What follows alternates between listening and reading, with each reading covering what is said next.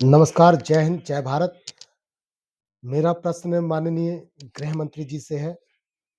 अभी आपने परिवहन एक्ट में कानून पास किया है कि अगर कोई व्यक्ति एक्सीडेंट करके रन हिट केस में भागता है अथवा वह थाने जाता है और सरेंडर करता है तो उसको सज़ा होगी। कम सज़ा होगी, पता नहीं कितनी होगी मालूम नहीं, चलो हो सकता है 1-2 साल कम हो जाए।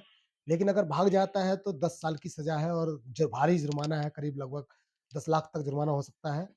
तो मेरा प्रश्न ये है कि सर मान लीजिए वाहन 40-60 की स्पीड में चल रही है, 70-80 की स्पीड में चल रहा है या मोटरसाइकिल चल रही है या कार चल रही है, ट्रक चल रहा है। कोई व्यक्ति जो लोग जैसे आत्महत्या करते हैं, कोई ट्रेन के आगे कट जाता है, कोई नदी में कूद के आत्महत्या करता है, कोई बस के नीचे लेट के आत्महत्या कर लेता है। उस परिस्थिति में अगर कोई आदमी आत्महत्या करने के इरादे से चलती गाड़ी के आगे कूद के अपना जीवन खत्म कर रहा है, तो ये कैसे आकलन होगा कि इसने आत्महत्या नहीं करी है? उसके परिवारजन तो कहेंगे कि नहीं ये तो एक्सीडेंट है।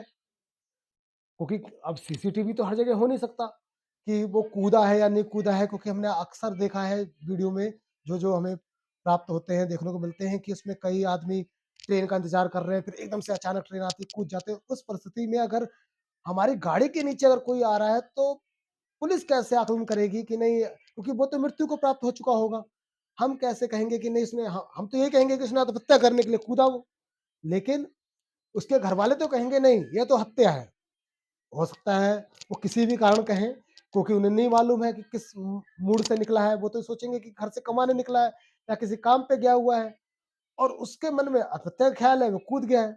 तो ये मुझे समझ में नहीं आया थोड़ा-सा। और प्लस हम जब जा रहे हैं, तो अगर रोड पे कोई आवारा पशु है, गाय है, सांड है, बछड़े से हमारा एक्सीडेंट होता है, अगर हमारा एक्सीडेंट होता है, तो हमारे परिवार वाले किस मंत्री पर, किस गौशाला अधिकारी पर, किस पीडब्ल्यूडी पर, किस विभाग पर केस करेंगे? किसको 10 साल की सज़ा होगी? किससे जुर्माना लेंगे?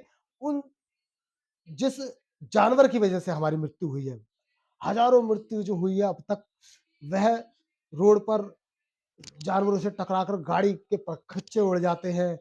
बैठे हुए लोग, परिवार के परिवार खत्म हो जाते हैं। उस परिस्थिति में कौन किस पर केस होगा? कौन ज़िम्मेदारी लेगा इसका? किस पे हम केस करेंगे?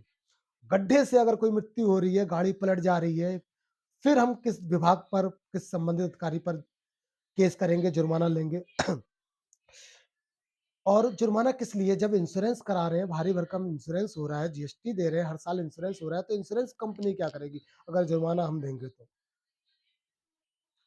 हाँ, आप करना को आपको ये चाहिए कि जो इंश्योरेंस कंपनी जो डिले करती है 5-5 साल, 6-6 साल, 10-10 साल केस करने में, कोई आदमी अगर मृत्यु को प्राप्त हो रहा है, तो आप इसमें ये नियम निकालिए कि इंश्योरेंस कंपनी 1 महीने के अंदर-अंदर जिस व्यक्ति की मृत्यु हुई है, उसके परिवार वालों को हर्जाना जो भी बने, 5 लाख, 10 लाख, 20 लाख, 25 लाख, उसकी कमाई के हिसाब से तुरंत प्रदान करे, 15 दिन में प्रदान करे, 20 दिन में प्रदान करे, ज़्यादा समझ में आता है।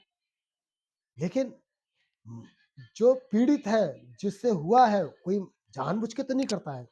कोई नहीं चाहता कि ये खरोच भी लगे। मुझे आज 12 साल हो गए चलाते हुए, लेकिन मेरे से आज तक नहीं हुआ है। लेकिन हाँ, कभी कभी-कभार कोई सियार टकरा गया, कोई कुत्ता टकरा के भाग गया।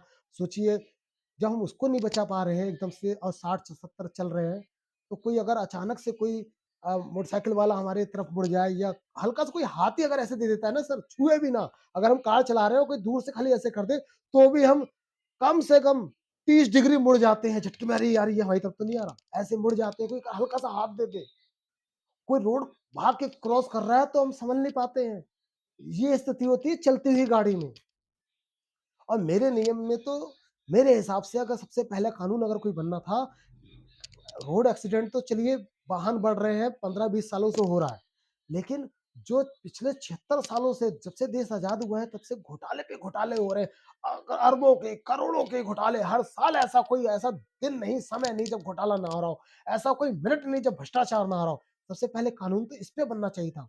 ये देश का पैसा है, 140 करोड़ देश का पैसा है जो विकास के लिए आया था। वो विकास होना था देश का, वो कमीशन के तौर पे, भ्रष्टाचार के रूप में, घोटाले के रूप में नेताओं के पास जो जब्त है, जिस देश के विकास में, पुल के विकास में, सड़क के निर्माण में लगना था, स्कूल बनने थे, कॉलेज बनने थे, वो इनके कहाँ से है पैसे वो? इस पे देशद्रोह का कानून लगना चाहिए था, इस पे, इस घोटाले पे सबसे पहले कानून। और 20 साल की सजा होनी चाहिए थी और कम से कम 5 करोड़ का जुर्माना छोटे से छोटे केस में होना चाहिए था, भ्रष्टाचार पर। घोटाले पर। सबसे पहले कानून इस पे बनना चाहिए था। क्या इसकी वजह से जनता नहीं मरती है? कोई किसी के पास 2-200 करोड़, 3-300 करोड़ रुपए मिल रहे हैं और उसी जगह पे, उसी राज्य में एक लड़की भात-भात कहते हुए मर जा रही है।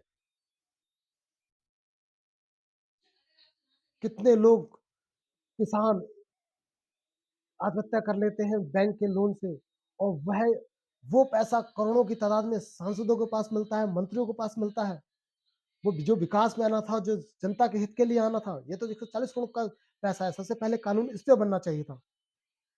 तो महोदय से निवेदन है, मैं बीजेपी का सदस्य हूँ, बीजेपी को हमेशा वोट दिया है, आने वाले 2024 को भी दूँगा, लेकिन जो नीतियाँ गलत है उसकी तो मुझे आलोचना करनी पड़ेगी। मैं महोदय से हाथ जोड़कर विनती करता हूँ कि इस कानून में संशोधन करें, समझें, जल्दबाजी में कोई फैसला ना करें जो नुकसान करे। अग आपके वाहन काफ़िला चलता है, हम एक सिंगल जा रहे होते हैं तो 10-10 पुलिसकर्मी हमें रोक कर पूछते हैं कि लाइसेंस दिखाओ, ये दिखाओ, वो दिखाओ, सारी चीज़ें पूछते हैं। लेकिन एक जब काफ़िला चलता है 100-100 गाड़ियों का, तो कोई नहीं पूछता उनको रोक कर कि आपकी गाड़ी में इंश्योरेंस है, नहीं है, प्रदूषण है, नहीं है, साहब जी ने सीट बेल्ट लगाया है, नहीं लगाया है, लेकिन हमारी गाड़ी में सिंगल गाड़ी को ज़रूर रोका जाएगा, 10-10 लोग रोकेंगे। तो इस पे कानून बने कि कानून तो सबके लिए बराबर है, चाहे मंत्री जी का काफ़िला हो, चाहे अधिकारी जी का काफ़िला हो, सब पे नियम एक बराबर लागू हो, उस पे नियम बनाया जाए। उनकी गाड़ी हो सकता है उनका प्रदूषण ना हो सकता है कि उनका इंश्योरेंस खत्म हो गया, हो सकता है ड्राइवर ने सीट बेल्ट ना लगाई, हो सकता है, बहुत सी बातें हो सकती हैं। जय हिंद, जय भारत। माननीय गृह मंत्री जी से यही निवेदन है कि विचार विमर्श करें। वोट मैं बीजेपी को ही दूँगा। जय हिंद, जय भारत।